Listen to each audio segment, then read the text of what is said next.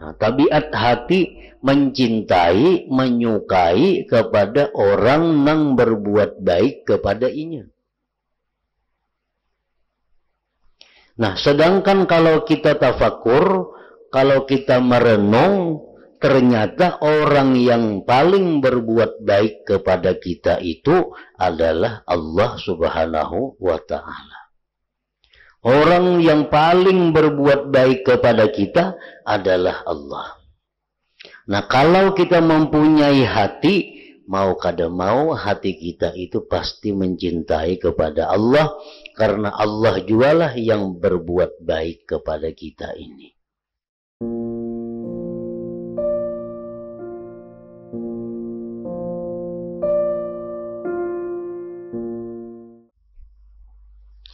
Makna kalam Al-Imam Al-Ghazali rahimahullah wa nafa'ana bi'ulumih.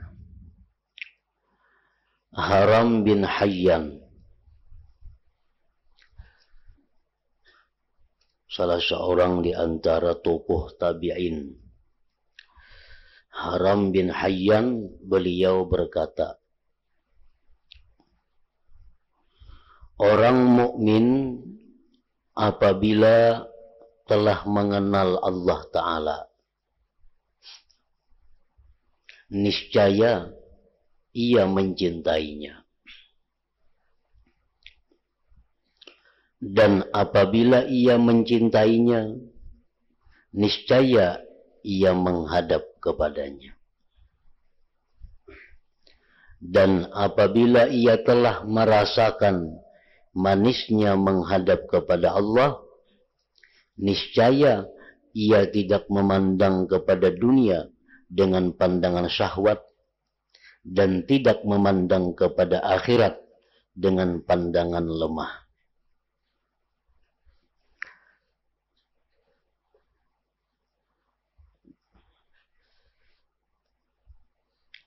Jadi maksud daripada Al-Imam Haram bin Hayyan ini adalah bahwasanya cinta kepada Allah itu merupakan buah daripada ma'rifatullah. Artinya, kada akan bisa kita mencintai Allah sebelum kita lebih dahulu mengenal Allah. Baik mengenal fi'ilnya, mengenal sifatnya, apalagi mengenal zatnya.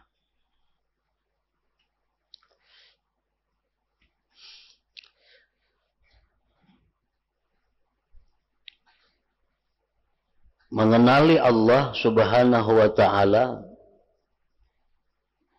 seperti mengetahui dan meyakini serta merasakan kebaikan Allah kepada kita. Ini salah satu yang dapat membuahkan kecintaan kita kepada Allah. Kita meyakini, mengenali, merasakan kebaikan Allah kepada kita. Mulai diciptakannya kita, dipeliharanya kita, diberi rezekinya kita, dilindunginya kita, sampai seterusnya. Nah, apabila kita mengenali itu dan merasakan bahwa semua itu adalah dari Allah Subhanahu wa Ta'ala, maka mau kada mau kita pasti mencintai Allah Ta'ala.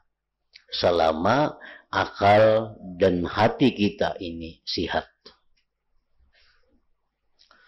Karena ujar Nabi kita, jubilatil qulub ala hubbi man ahsana ilaiha. Tabiat hati mencintai kepada orang yang berbuat baik kepadanya. Itu tabiat hati. Nah, tabiat hati mencintai, menyukai kepada orang yang berbuat baik kepada inya. Nah, sedangkan kalau kita tafakur, kalau kita merenung, ternyata orang yang paling berbuat baik kepada kita itu adalah Allah Subhanahu wa Ta'ala. Orang yang paling berbuat baik kepada kita adalah Allah. Nah, kalau kita mempunyai hati, mau kada mau hati kita itu pasti mencintai kepada Allah, karena Allah jualah yang berbuat baik kepada kita ini. Nah, itu sebagian dari yang dimaksud dengan perkataan Imam Haram bin Hayyan tadi, orang mukmin apabila telah mengenal Allah Ta'ala, niscaya ia mencintainya. Dan apabila ia mencintainya, niscaya ia menghadap kepadanya.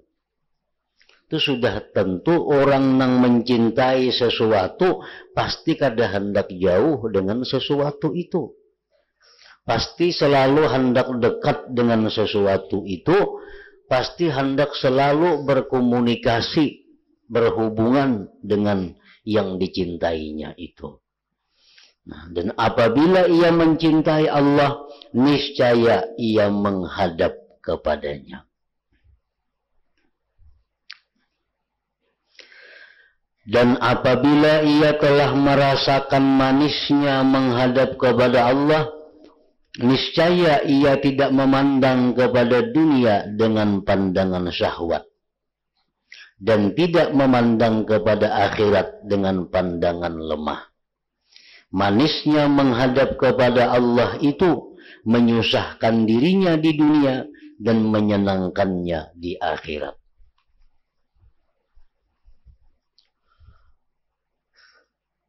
Hidup yang paling susah adalah orang yang kadakawa bertemu dengan orang yang dicintainya. Kayak apapun inya sugihnya, kayak apapun inya hibatnya, tapi kalau inya kadakawa bertemu lawan orang yang dicintainya, hidupnya menjadi susah. Kada berguna kayaknya harta, benda, dan sebagainya. Umpamanya kita menyayangi anak. Nah, anak kita ini kita kadakawa menemui. Maka sayang benar lawan anaknya. Nah. Kadakawa bertemuan lawan anak. Maka seolah-olah apa yang kita miliki daripada harta benda itu kada ada gunanya. Makan yang nyaman, rasa kada nyaman. Kenapa? Karena kadakawa bertemuan lawan anak yang sangat dicintainya itu. Nah, jadi orang yang cinta kepada Allah itu membuat susah di dalam dunia ini. Kenapa? Karena dalam dunia ini inya kadakawa bertemu Tuhannya. Bertemu Tuhan itu hanya di surga. Bertemu Tuhan itu hanya di akhirat. Nah, jadi manisnya menghadap kepada Allah itu menyusahkan dirinya di dunia dan menyenangkannya di akhirat.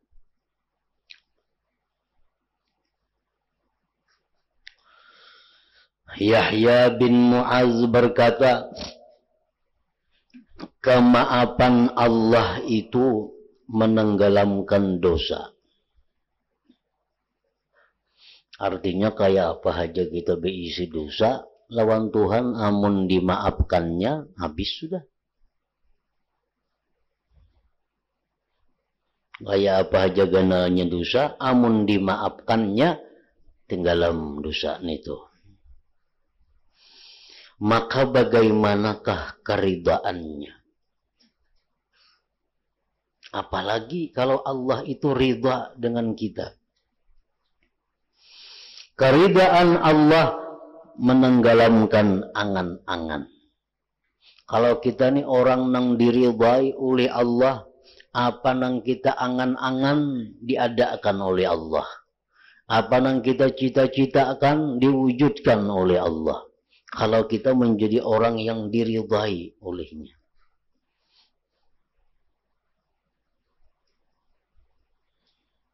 Maka bagaimanakah kecintaannya? Apalagi kecintaan Allah. Kecintaan Allah mendahsyatkan akal. Maka bagaimanakah kasih sayangnya? Kasih sayangnya melupakan sesuatu selainnya Allah. Maka bagaimanakah kelemah lembutannya itu? Nah, jadi ini perkataan Imam Yahya bin Mu'adz seolah-olah menjelaskan kepada kita tentang kedudukan. Pertama, yang kita cari daripada Allah itu kemaafannya. Karena kita banyak salah. Selama ini banyak berpaling daripada Allah, banyak kada menghiraukan perintah Allah, banyak melanggar larangan Allah, banyak kada mensyukuri nikmatnya, seringkali kada sabar dengan balanya. Nah, yang pertama kita cari dulu kemaafan Allah. Bila mana Allah sudah memaafkan kita, dosa-dosa tadi sudah bersih, sudah habis.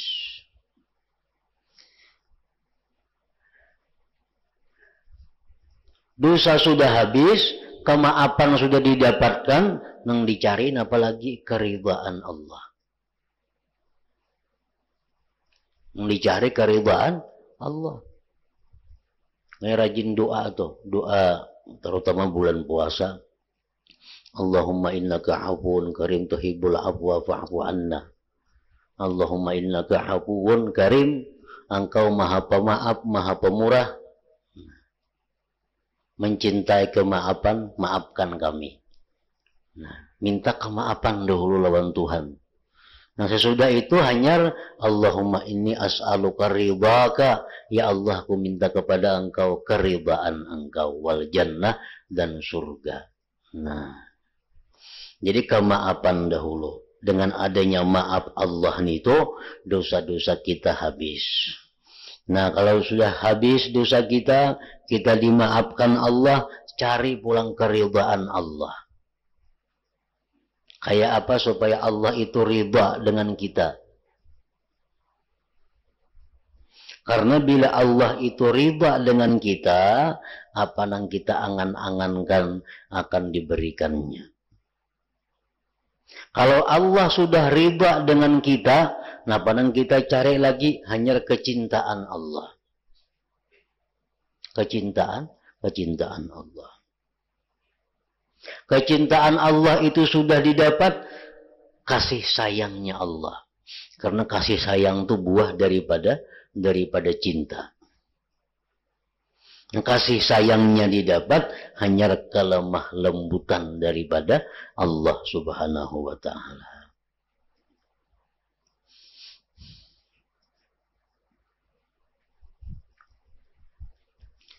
Dalam istilah lain artinya kemaafan Allah itu maksudnya adalah membersihkan diri dari sifat yang tercela. Nah, kita bersihkan diri kita dari sifat yang tercela. Itu istilah daripada kemaafan Allah. Kalau kita bersihkan diri kita daripada sifat-sifat tercela,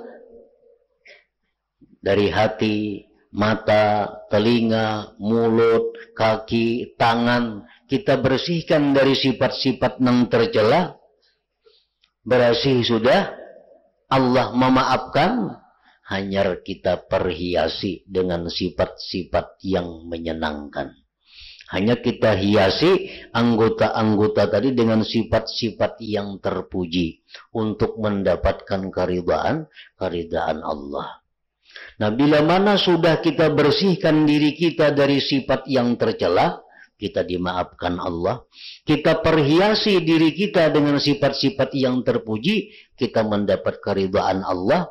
Nah, setelah itu hanya kita menjadi orang yang dicintai oleh Allah Subhanahu wa ta'ala.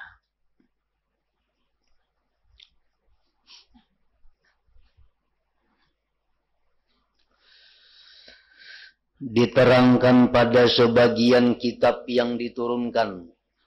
Artinya kitab yang diturunkan selain daripada Al-Quran, kitab-kitab yang dahulu. bahwasanya Allah Ta'ala berfirman, hambaku, aku dan hakmu bagimu itu mencintai. Maka dengan hakku atas engkau, jadilah engkau orang yang mencintai kepadaku. Nah, jadi mencintai itu kadakawa diusahai. Kita kadakawa hendak mencinta akan lawan seseorang itu kadakawa. Kita tuh kada katuju atau kada cinta lawan seseorang, kawalah kita hendak mencinta-cinta akan kadakawa. Nah demikian pula lawan Allah, kita kada kawa mencinta akan diri kita kepada Allah. Kalau kita kada mengenali sifat-sifat keelokan, sifat-sifat kelembutan, keindahan daripada Allah Subhanahu wa Ta'ala. Selama ini yang kita kenal Allah ini adalah pemberiannya, nikmatnya, siksanya. Selama ini kita lawan Allah Ta'ala itu hanya takutan lawan berharap.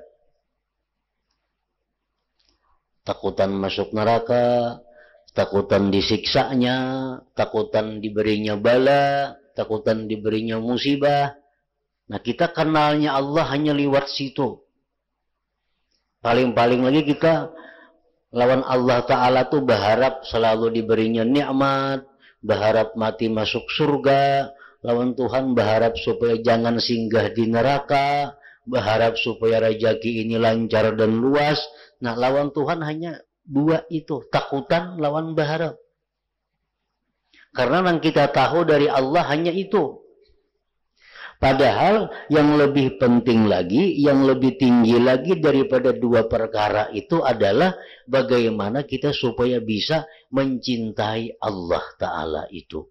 Bukan hanya sekedar mengharapkan, bukan hanya sekedar takut.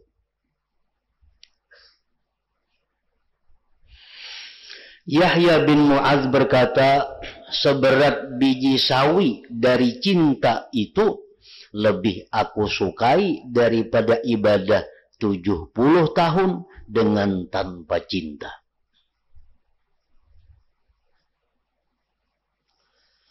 Selama ini kita adalah menjunjung perintah Allah itu karena cinta kepada Allah.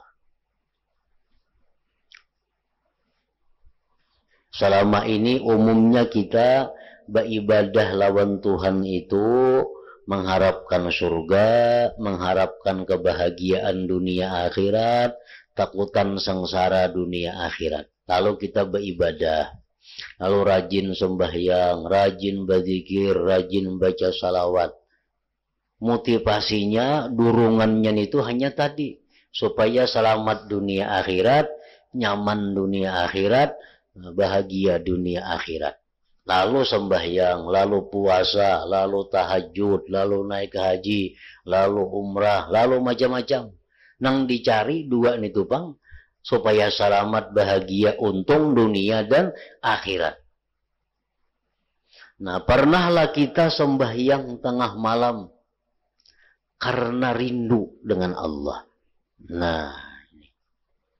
Pernahlah kita bangun tengah malam di hari nang dingin karena ingin berdialog, karena ingin berhubungan dengan Allah yang dicintainya. Adalah kita ini berkhalwat di dalam kamar sendiri, berzikir karena merasa jinak dengan Allah yang dicintainya. Adakah kita selama ini bersedekah karena cinta kepada Allah? Adakah kita sembahyang 5 waktu karena cinta kepada Allah? Adakah kita sembahyang apapun karena cinta kepada Allah? Nah ini yang kita cari. Yang mesti kita tingkatkan daripada apa yang ada selama ini. Selama ini kita selalu pikiran yang kayak itu aja. Takutan gak ada sembahyang, kayaknya mati ke neraka. Nah, sembahyang. Icam jangan kada sembahyang anu karena pengalih rejeki sembahyang. Icam jangan kada membaca surah Waqiah karena sempit rejeki baca surah Waqiah. Icam jangan kada membaca tabarak karena dalam kubur sakit disiksa baca surah tabarak. Nah selama ini kita lawan Tuhan tuh hubungan hanya di situ. Takut lawan mengharap. Padahal ada yang lebih utama, yang lebih tinggi. Bahwa kita mengabdi kepada Allah itu dengan dasar cinta. Dan itu sangat mahal harganya. Kita misal berisi pembantu.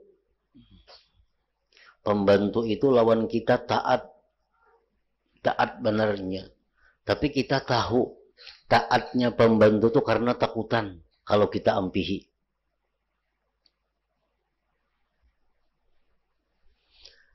Pembantu nang saekong ini taat lawan kita, taat benar juga. Tapi kita tahu karena gajinya tinggi. Gajinya tinggi. Ada pembantu nang saekong ini taat lawan kita. Inya semata-mata karena cinta lawan kita.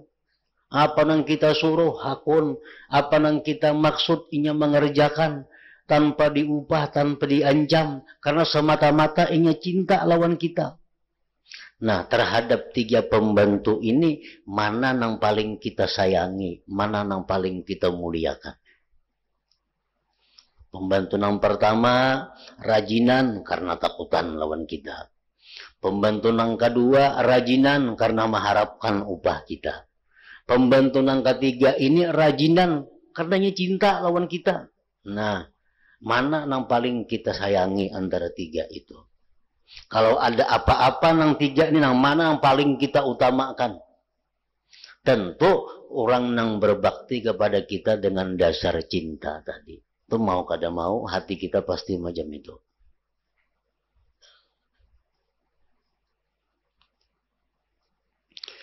Nah, itulah Allah Subhanahu wa Ta'ala. Ada orang nang beribadah lawan Tuhan karena takut neraka, diberi Tuhan pahala sekian. Ada orang yang beribadah lawan Tuhan karena mengharapkan surga, diberi Tuhan sekian.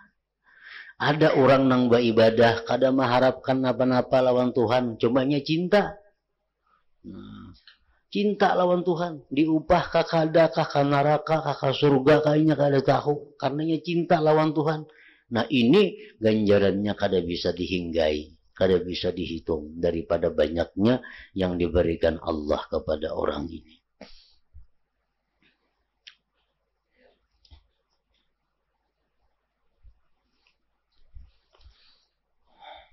Yahya bin Mu'adz berkata, seberat biji sawi dari cinta itu lebih aku sukai daripada ibadah 70 tahun dengan tanpa cinta. Nya sembahyang 2 rakaat saja orang nih. Tapi kenapa nya sembahyang? Karena cinta lawan Allah. Lawan nang saekung sembahyang beratus rakaat. Tapi lawan Tuhan kenapa nya sembahyang beratus rakaat? Karena ada yang diharapkannya lawan Tuhan. Supaya masuk surga, supaya ini. Nah pahalanya jauh ganda nang 2 rakaat tadi. Nang saekung bangun tengah malam. Kenapa bangun tengah malam? Aku hendak berdoa lawan Tuhan supaya aku bisa ini, bisa membayar ini, bisa lunas hutang, bisa naik haji, bisa ini. Karena tengah malam ini waktu mustajab. Bangun tengah malam sembahyang hajatnya 100 rakaat. Ada nang saekong ini, inya bangun tengah malam, baudu sembahyang cuma 2 rakaat. Tapi kada ada apa-apa hanya karena cinta kepada Allah. Inya kepingin menghadap Allah. Inya kepingin bahwa malam itu diperhatikan oleh Allah. Inya kepingin bahwa malam itu dipandang oleh Allah. Lalu inya bangun sembahyang cuma 2 rakaat. Nah pahala yang didapatkannya itu jauh lebih besar daripada pahala sembahyang 100 rakaat tadi. Tapi harapan lawan Tuhan macam-macam yang diminta.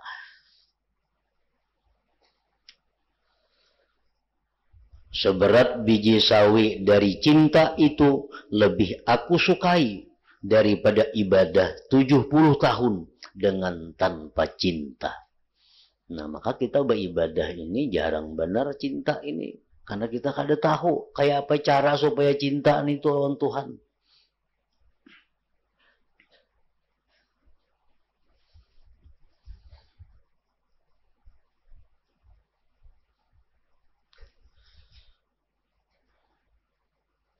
Jadi sekali beribadah, sekali aja beribadah, tapi dasarnya karena cinta, pahalanya lebih ganal daripada beribadah 70 tahun. Tapi kada ada cintanya. Takutannya aja ada lawan Tuhan. Harapnya aja ada lawan Tuhan. Kada ada cintanya. Nah, ketinggalan ibadah itu. Kualitasnya, mutunya ketinggalan. Dengan orang yang beribadah dengan dasar cinta kepada Allah.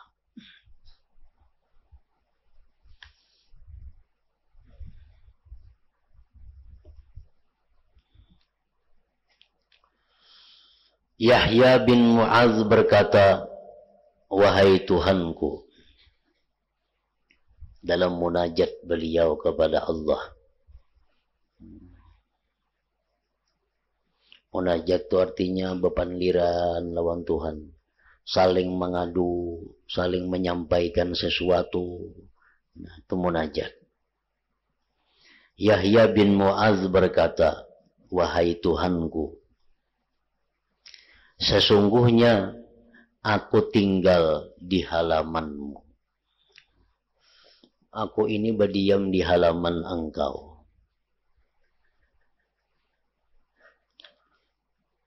Alam raya ini adalah laksana halaman Allah.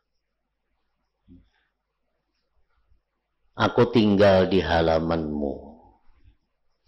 Sibuk dengan memuji-Mu. Sibuk dengan memuji-Mu. Dalam keadaan hina, Engkau ambil aku kepadamu. Dalam keadaan hina, Engkau ambil aku kepadamu. Artinya dahulunya jahil, sekarang Kau beri ilmu. Dulunya kada tahu tentang Tuhan, sekarang Engkau beritahu. Dahulunya kada tahu tentang nikmat, sekarang Engkau beritahu. Nah, dalam keadaan hina, Engkau ambil aku kepadamu. Engkau pakaikan kepadaku dengan ma'rifat kepadamu. Engkau beri aku pakaian ma'rifat. Engkau mungkinkan aku dari kelemah lembutan-Mu.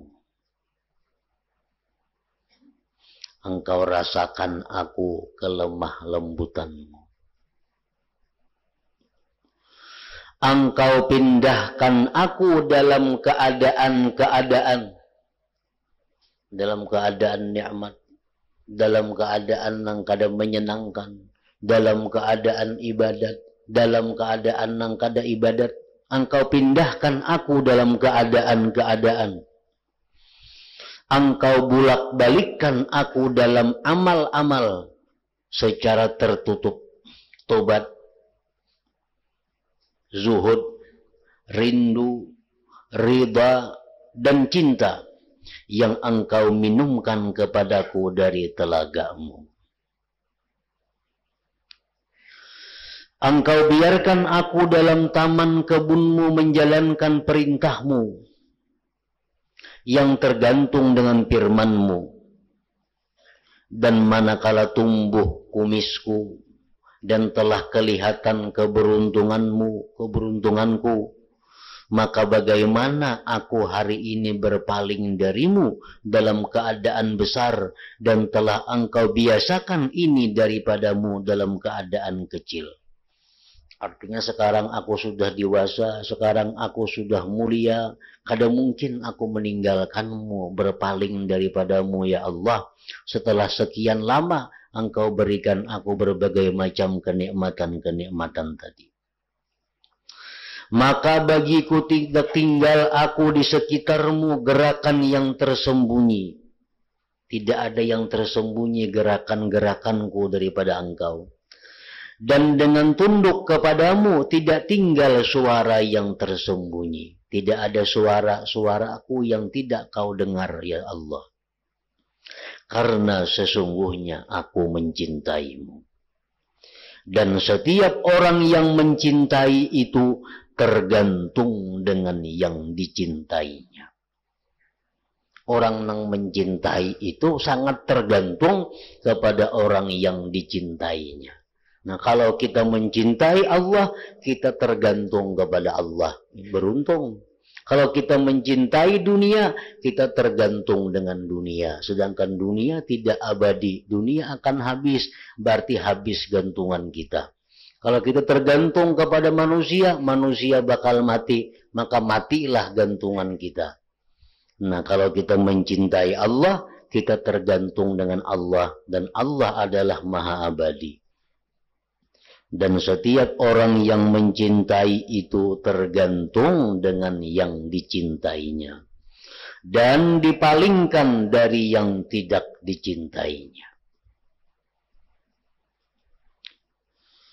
Dan ujar Imam Ghazali, sungguh datang keterangan pada hadis-hadis dan asar-asar tentang cinta kepada Allah Ta'ala, apa yang tidak masuk dalam hitungan orang yang menghitung.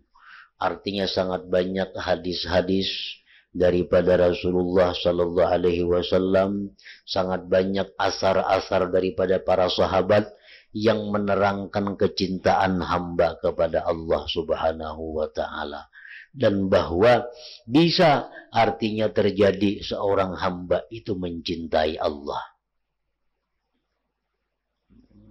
Karena ada pendapat ulama yang pendapat ini ditolak, mengatakan bahwa kita kada bisa mencintai Allah itu. Karena lain jenis dengan Allah. Kalau ada di Quran, di hadis tentang cinta kepada Allah, itu artinya menuruti perintahnya, menjauhi larangannya. Itulah cinta kepada Allah. Nah, ini pendapat ditolak. Pendapat yang benar itu memang ada, bahwa cinta hamba itu kepada Allah. Bahwa ada hamba itu yang mencintai kepada Allah. Sebagaimana banyak hadis yang menyampaikan dan perkataan para sahabat tadi. Dan yang demikian itu perkara yang jelas. Dan hanya saja yang tidak jelas adalah dalam mentahkik, memastikan, memantapkan maknanya. Hamba itu cinta kepada Allah, itu ada. Dan jelas. Cuma yang masih belum jelas, yang perlu kita pelajari, yang perlu kita bahas, bagaimana artinya cinta bagi seorang hamba kepada Allah. Apakah sama antara seorang hamba mencintai dengan hamba yang lainnya? Nah, tinggal lagi yang kita ketahui adalah bagaimana maksudnya, bagaimana artinya cinta hamba kepada Allah. Kalau hamba cinta kepada Allah itu ada dan banyak. Dikisahkan oleh Nabi, oleh para sahabat. Sudah jelas saja bahwa hamba itu bisa mencintai Allah. Cuma maknanya macam apa? Apakah kita cinta kepada Allah sama dengan kita mencintai bini anak kita? Apakah nangka itu kamu dilnya? Atau lain? Nah, ini yang perlu kita cari, yang perlu kita bahas. Maka hendaklah kita menyibukkan diri dengannya. Hendaklah kita sibuk dengannya, mencari hakikat makna cinta seorang hamba kepada Allah Subhanahu wa Ta'ala itu.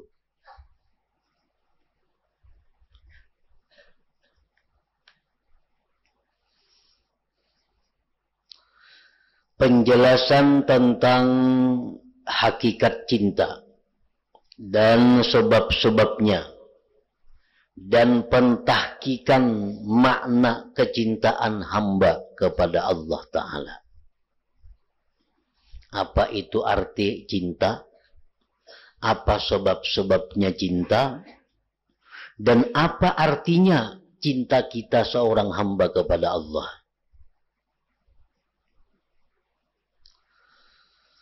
Ketahuilah bahwasanya yang dicari dari pasal ini tidak terbuka kecuali dengan mengetahui hakikat mahabbah, cinta pada dirinya, pada zatnya.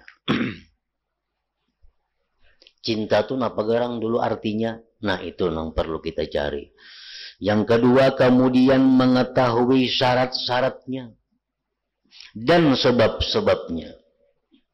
Kemudian sesudah itu memandang tentang pentahkikan, kemestian, kepastian maknanya cinta pada hak Allah Ta'ala. Pertama, yang semestinya ditahkikkan, yang semestinya dipastikan adalah bahwa tidak tergambar cinta, kada terbayang cinta kecuali sesudah kenal dan mengetahui. Itu satu dahulu.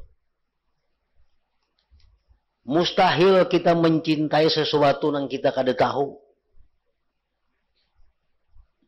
Jadi yang perlu kita pastikan bahwa kada tergambar cinta kecuali sesudah kenal dan mengetahui.